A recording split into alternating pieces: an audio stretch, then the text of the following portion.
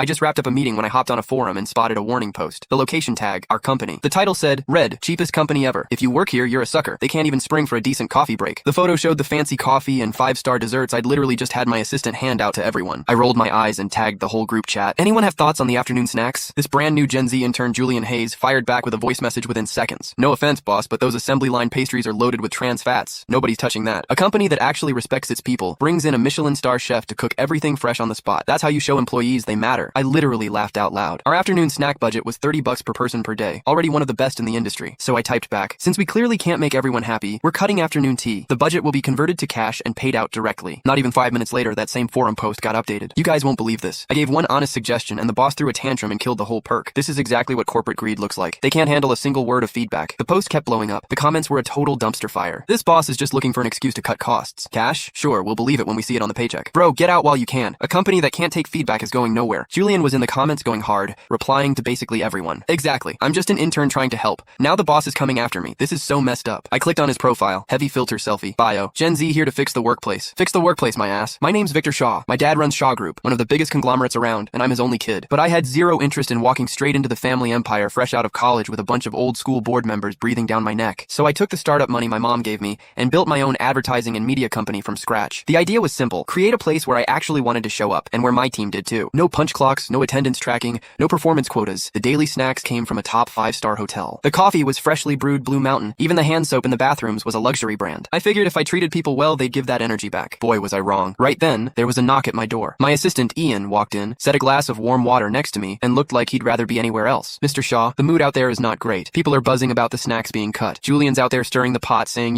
what? I took a sip. That you got embarrassed and overreacted because you couldn't handle criticism? Ian watched my face carefully. I let out a cold laugh. Can't handle it? Fine, let's play. I pulled out my phone and texted the finance director. Rework this month's payroll. Convert the afternoon snack budget to cash. Add $660 per person as a line item. Label it coffee break stipend. I want it in tomorrow's paychecks. After I hit send, I got up and peeked through the blinds. Out in the open office, Julian was scrolling his phone and fixing his hair, while a little crowd had formed around him. I knew every face. Maggie from design, 2 years in, decent enough but nothing special. She had 2 kids at home, and I'd personally signed off on an extra $400 a month for her as a childcare allowance. Daniel from copywriting, 35, divorced, single dad. When he first came to me for a job, the guy literally had red eyes from crying. I kept him on and looked out for him more than once. Eric from admin, fresh out of college, usually quiet, seemed like a solid kid. There they all were, huddled around Julian with these fired up, self-righteous looks on their faces. I couldn't hear them, but their expressions said enough. Julian was clearly doing an impression of me, and they were cracking up. I shut the blinds. Whatever warmth I had left was gone. You think the 5-star snacks are trash and I'm a joke of a boss? Alright, let's see how you handle what's next. The next day, payday. Deposit notifications started pinging one after another across the office. I sat in my office listening. Getting an extra $660 a month out of nowhere? At most companies,